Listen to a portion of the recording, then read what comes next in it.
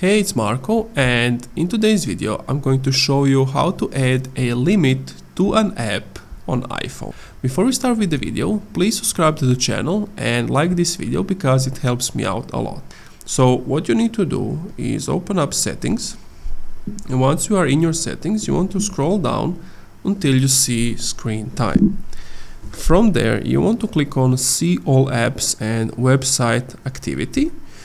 And as you can see, these are all of your used apps, your daily averages, and etc. So to add the limit, you want to click on the app you want to add the limit to, click add limit, then you enter your password, and basically you can set the timer. 1 hour, minutes, block. You can also edit the list, and once you have done that, just click add on the top right. And that's basically it. Now you have added a time limit to an app. Thank you for watching this video. If you enjoyed, leave a like, comment, subscribe. If you're still having some issues, let me know what was the problem down below.